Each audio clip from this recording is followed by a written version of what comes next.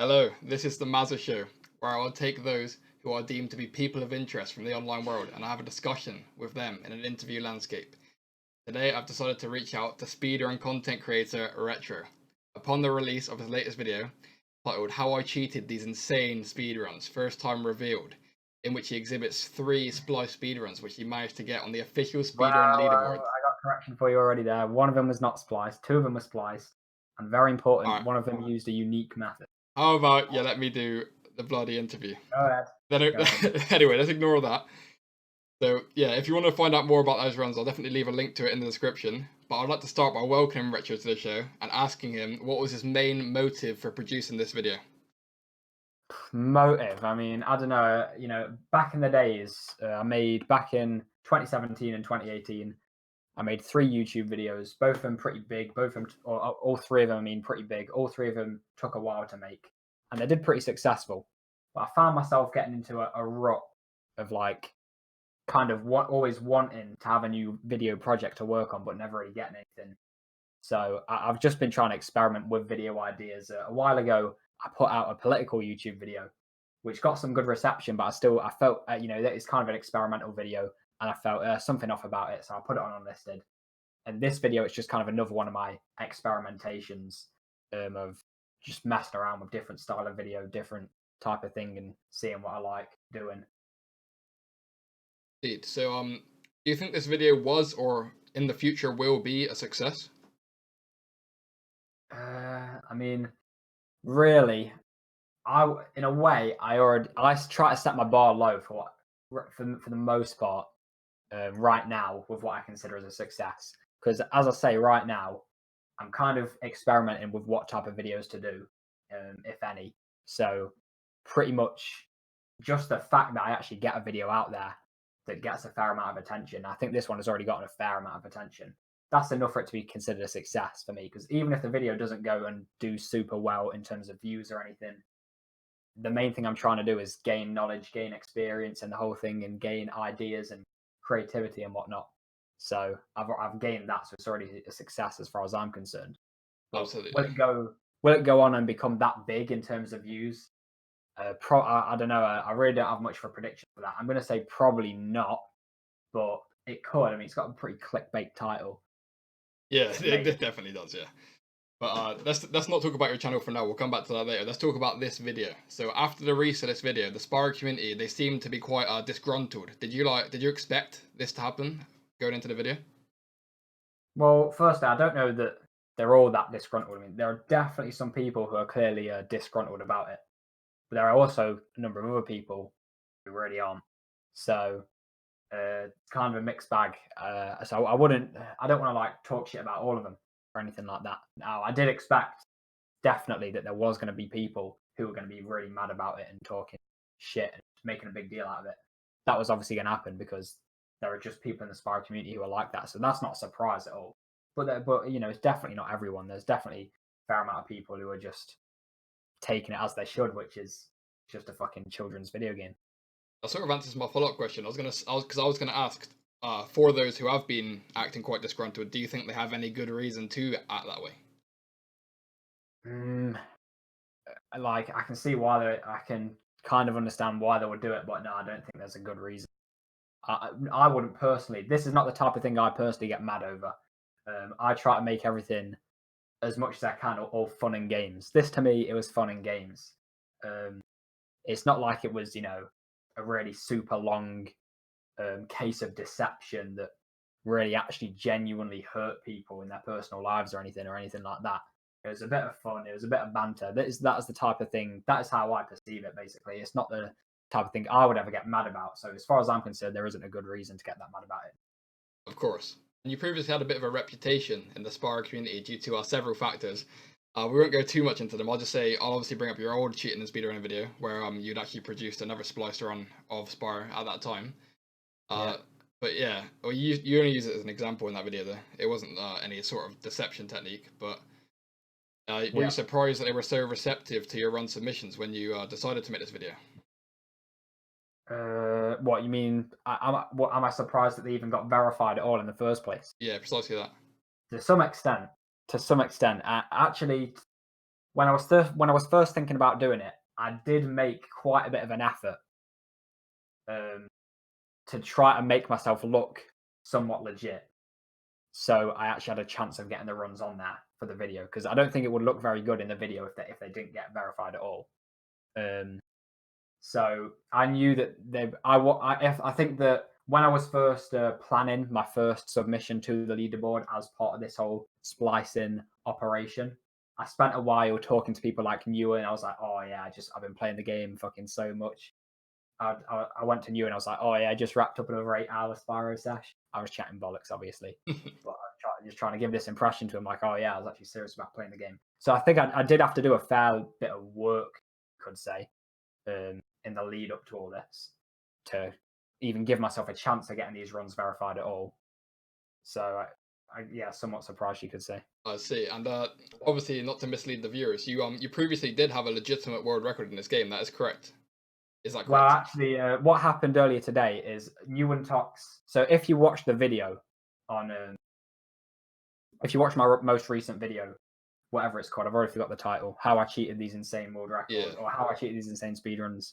If you've watched that video, you'll see that towards the end of it, I talk about how Talks claims to have found proof of the runs being fake, but then he won't actually provide any form of information that could actually help us verify whether his proof is real or not.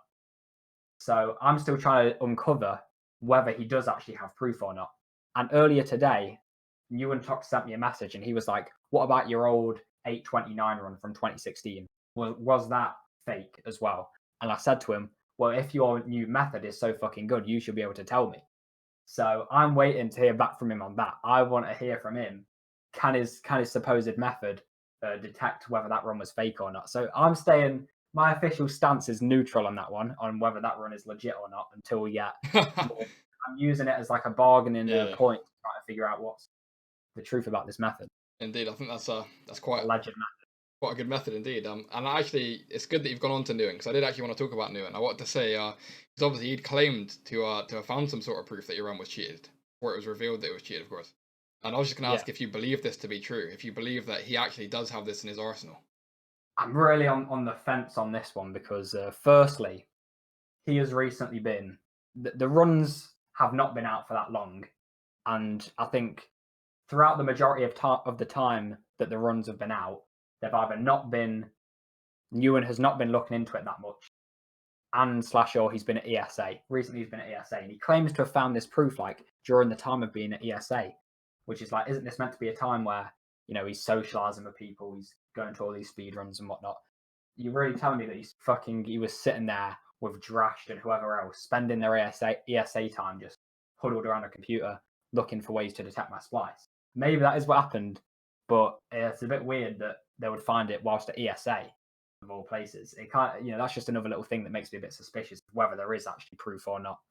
But I also think that splicing as a method of cheating, there's something janky about it, and I really think that there is.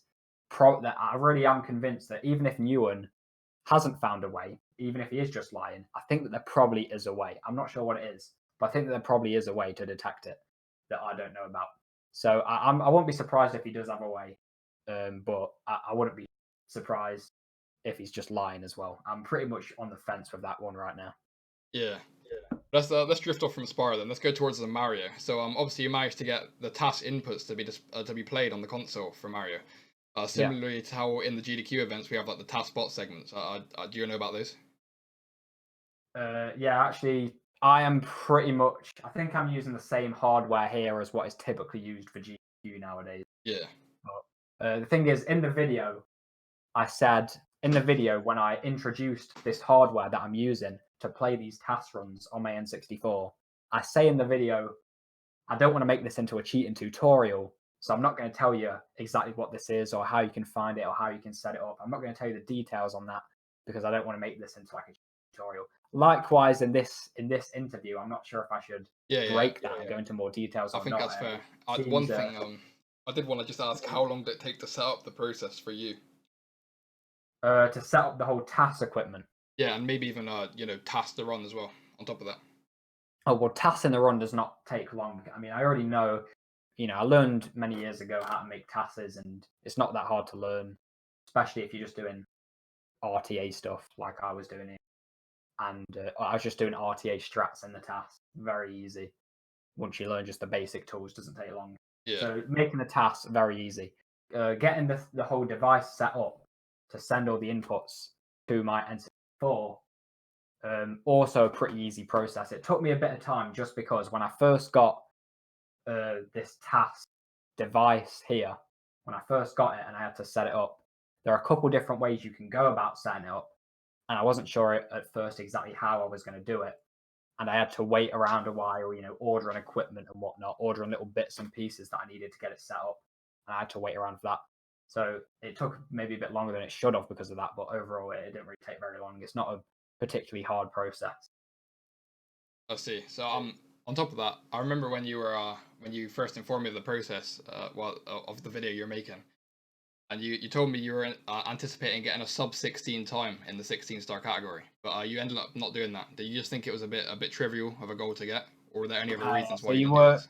So yeah, you were in on this for a while before I released the video, and I did tell you that in the video you see that I say that I set my goal time in Mario 64 as a 16-minute time, and then I end up getting a 16-minute time, and that's my cheated run for Mario. And yeah, for you, before when you were in on it, before I actually completed the video, I was telling to you that I'm planning on doing a 15-minute run, and I ended up not going through with that just because I felt that it doesn't really matter. It doesn't really matter if it's like a 15:55 or if it's a 16:42, because at the end of the day, it's not going to be the world record when it comes to Mario. I already know that, and it's still showing the same principle of tassing on a console and everything. And that was the main thing. I wanted to just show this whole idea of tassing on a console, how it could be used for cheating.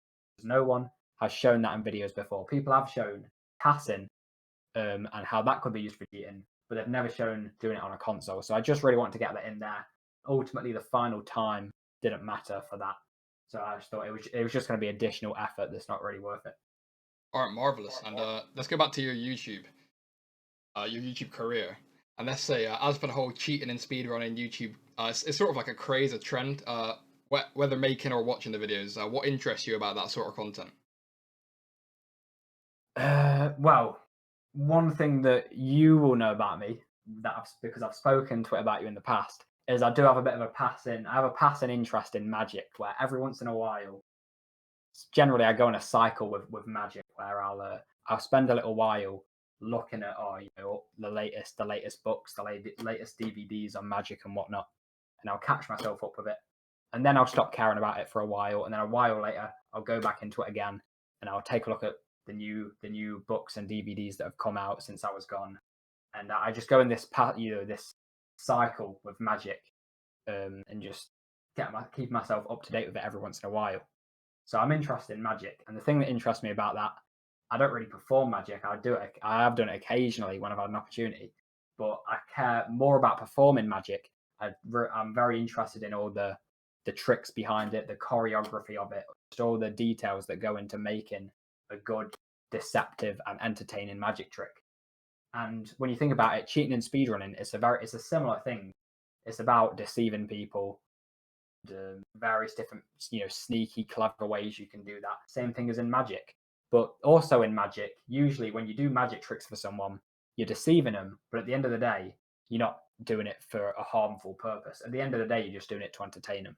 And similarly with cheating and speedrunning, the way that I have done it at least is not to deceive people in a very malicious and harmful way, but ultimately at the end of the day, to get entertainment out of it, to make a funny, an interesting story, an interesting saga, an interesting video out of it. So I guess the best way I can explain it is by giving that crossover between that and my interest in magic and whatnot.